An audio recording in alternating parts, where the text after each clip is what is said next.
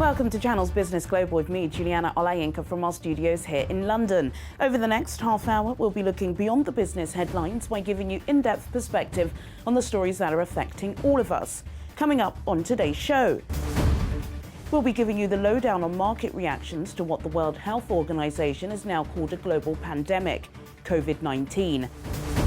And later, is the London property market resilient enough to stay ahead of the meltdown? We'll be speaking with a new firm, Daniel Ford Estates in King's Cross, for their take. First, here's a glance at how global markets across the world have responded to the rapid spread of the coronavirus. In Asia, the sharp sell-off in equities is ongoing. The region's airline industry has been plunged deep into crisis as travel demand dries up and countries tighten borders. A Bloomberg index of Asia-Pacific airlines, including the likes of Cathay Pacific Airways, Singapore Airlines and Air China, has tumbled 22% this year, its lowest since 2014, as the virus batters the market. Qantas Airways, which is cutting almost a quarter of its international services for 6 months, is the worst performer this year with a 49% slump. Of course, these figures are likely to dive even deeper after US President Donald Trump issued sweeping travel restrictions on Wednesday evening that included an unprecedented 30-day ban on foreigners arriving from most of Europe, a measure he said was necessary to stop new cases of coronavirus from entering America. The move pushed the Dow Jones Industrial Average into a bear market, or more than 20% below the record close set only last month. In Europe, the unfolding coronavirus epidemic represents a severe economic stress test for the bloc. There are now confirmed cases in all EU countries, according to figures from the European Centre for Disease Prevention and Control. The most extreme measures to contain the spread have been seen in Italy, a country that on Tuesday awoke to a government-enforced nationwide shutdown, affecting around 60 million people. Schools and universities are currently closed. Italy is now the worst affected country outside of China. To mitigate against the vicious spread seen in Italy, the British government unveiled a £12 billion package in an attempt to protect the UK economy. Measures will include a business rates holiday for businesses with fewer than 250 employees and the refunding of sick pay by the government for small companies. The measures were announced hours after the Bank of England cut interest rates from 0.75% to 0.25%. And in Africa, the Democratic Republic of Congo confirmed its first case of coronavirus on Tuesday, bringing the number of countries in sub-Saharan Africa hit by the epidemic to 7. Clearly, the global economic impact of this is severe, and health is not the only issue traders have to deal with. For a breakdown of the week earlier, I was joined by Jamil Ahmad, the Global Head of Currency Strategy and Market Research at FXTM, and David Smith, the Chairman of the British African Business Alliance. What's happening with the global economy? A couple of months ago, it was the trade war, the tariff war between the world's two biggest economies. Of course, then it was Covid-19, or then coronavirus, which has now become a huge storm. And then just in the beginning of the week, there's this oil spat between Saudi Arabia and Russia that sent prices plummeting. Could you just kind of put this into some context for us? Absolutely. Sometimes in life, you have to be careful what you wish for. Because for most of last year, and even time before that, there was so much fatigue. Like, people were very frustrated. They wanted to see no more US-China trade war. They didn't want to hear anything more about Brexit. So this year, we're hearing about different topics altogether. But they're very unpredictable topics, such as, two very alpha males in terms of Russia and Saudi Arabia beating their chests out at each other when it comes to oil, and neither side will give in anytime soon. That's what caused such a great crash, 30%. In oil price, which is spectacular. And then you've got the virus, and this virus is getting stronger and stronger. So we say, this is a fight, and this fight is just going into later rounds and later rounds, but the other side of the opponent, it's getting stronger, and there's more concern over what impact the virus will have on the global economy, because it's no longer just a China issue, certainly not just a South Asia issue. We've seen specifically here at home in the UK in the past week what concerns it can bring to the people, and the same for Europe and the United States. And this is now a global economic issue, and this is why there's concern. Absolutely. Thanks for putting it into some context for us. David, you work with many small to medium-sized businesses. SMEs in the West, but particularly here in the UK, are the engine of the economy. And potentially, we were all laughing about it before, but we've seen it in Italy. 60 million people have been advised to stay at home. Could this happen in the UK? And are businesses prepared? Of course not. We have a saying here, don't we? It'll never happen in a month of Sundays. I think we're about to get a month of Sundays. And this is one of the issues that, you know, the way the economy has been worked by the government and the tax systems and the what have you, and the pressure that's been put on individual businesses. I mean, one of the programs I enjoy is Country File, and you go out and you look at the farms and what they're doing and how they're bringing this technique and that technique. Well, they can't do anything when they've got several thousand acres underwater, which is another impact on the UK economy. Of course, you're talking about the flooding, aren't you? Exactly. So there are people who are being taken right to the edge. So what I would be expecting is that there will be some leniency coming through from the government over VAT payments and other requirements to help people through that. I heard yesterday someone talking about providing loans, and that may be necessary as well. But for many people, it's, I can see my way through this week, I can see next week, and I'm supposed to be paid my salary at the end of the month, but if my company's not working, what happens to me?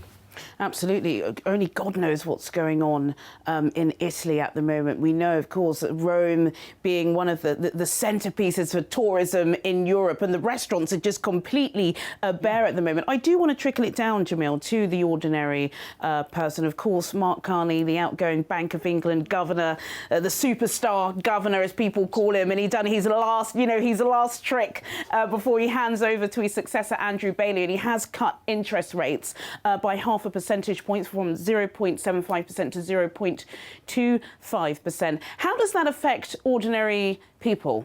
You know, when it comes to the Bank of England governor, if we look back on his 5-year plus term, we always consider something of a jack in the box. You never quite know what you're going to get out, because he's famously said before, on many occasions, interest rates would go higher, higher, higher, and they didn't do so. And at the same time, when he warned of a cut, they didn't do that either. But today, you know, you have the biggest shock of an emergency decision. And this is the first time we've seen an emergency interest rate cut since the global financial crisis. So, of course, in terms of concern, is recent history repeating ourselves? We're seeing a lot of synchronized moves. Generally, though, cutting interest rates from 0.75 to 0.25%, it can support businesses. It does support those with mortgages, as long as they're not in a fixed-term mortgage. So it's there to provide some relief to the economy. Should the UK economy get into a more negative and fragile state of where a recession?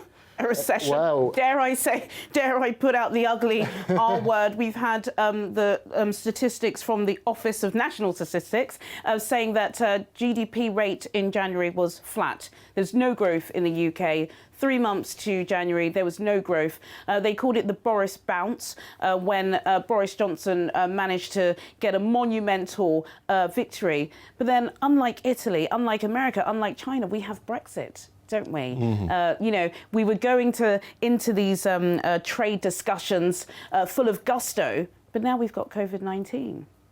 Yes, but I think what one has to look at is that everything takes time. The Brexit negotiations are going on throughout this year. It will be that's not a lot of time, David. No, but it will be business as usual this year. And the fact that we're going to take out some time while we secure ourselves will be an impact we have to deal with. But it will put everybody on their mettle. I think when it comes to looking at the more opportunistic sides of it, I see messages coming through about people who have stocks of masks and this and that, and can they give me a price and what? And I'm thinking, okay, yes, fine. But what really worries me about the thing is not Brexit, it's what happens in America. Now, their medical system is completely different to ours. It does not have the federal control in the way that we have the central control of the NHS. So you're then saying to individual people who may or may not have medical insurance, go and get yourself tested. At $3,000 a pop. Whatever. And if they don't do it and they have even more of an epidemic there than has been controlled in other places, then we're going to see a major change in the way trade is conducted around the world. I mean, from a planning point of view, if you could plot where the various different outbreaks came and their links to China, you would see a picture of China's trade around the world. Yes. And for that period where nobody knew what was happening, we all went ahead. Minus Africa. Africa, we must say. Minus Africa. I was talking this morning with someone who had postponed a trip to Abeokuta from Abuja because the second outbreak in the second person has been confirmed in Abeokuta. Absolutely. Only two. There were worries that there was a big spread, but I know Nigeria, you know, they're doing their best to curb it because they cannot afford it to get out of hand. The discipline that they showed with Ebola is going to follow through. Of course, of course. It's interesting you touched on America. I want to ask you about America, Jamil, because, you know, a lot of people were saying that Donald Trump was hoping that this November election would be a referendum on the economy. Do you think that his reaction to the coronavirus may affect his chances of being re-elected? It can do. If you look at the US president, everything that he's promised of the US economy is I will go big and I will go bold. And he has. And to many degrees he has, but this is going to be a huge test because we're talking about a global health disaster that no crystal ball can at this point solve, and nobody saw it coming. So now there's going to be a great deal of pressure from the Federal Reserve, which is the US central bank, the US administration, and President Trump himself. What reforms can we bring to safeguard the US economy, which of course contributes massively to global growth, specifically for advanced nations today. But the US consumer spending, say if you're in the US, what you spend, what we spend, it equates for as much as 70% of the economy. And now it's a question of how comfortable are people?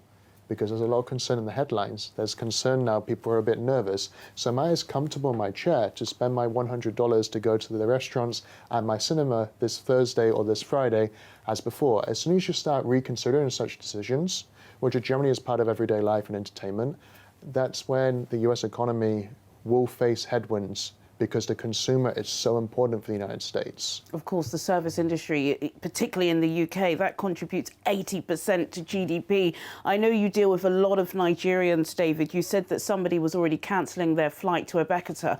Are you Abeokuta? If I don't get that right, they're going to crucify me. That's my daddy's state.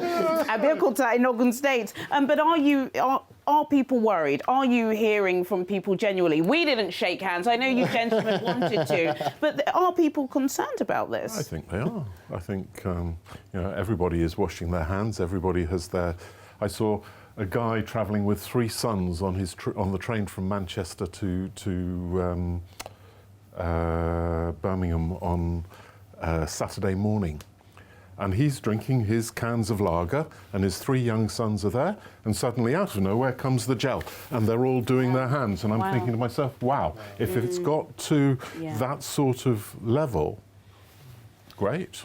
I mean, I think it's very important that people follow the advice, that they listen carefully to the issues. Mark Carney, our outgoing governor, he did say that, you know, this will come to an end. You know, there will be a final day for at least the deadly nature of the disease, because of course every country, most countries are rushing to find a vaccine. What do you think we can expect in the short term before a vaccine is found? Generally, things will get worse before they get better. That's the same trend we've seen over the past couple of weeks. More countries are reporting more cases, and those countries that already have cases have rising cases. You know, we cannot deny that. But there is hope that within the next 3 to 4 weeks, it will peak. Of course, people still need to be sensible, need to be controlled, and need to be aware of your surroundings to try and help those measures too. Generally, we see a lot more volatility in financial markets. But I still stand by my own opinion that I've had for the past couple of weeks. We will see more volatility in financial markets, maybe bear markets, where stocks fall as much as 20%. That's beyond correction. And we will see volatility there more than we will see a risk of a recession. But of course, if this virus gets stronger, stronger, and stronger, those risks increase. And towards the end of the year, it will be difficult if this virus issue is not solved. Coming up, can the London property scene still woo foreign buyers who are nervous about entering Europe? I put that and more to the manager of the new real estate firm, Daniel Ford Estate. See you after the break.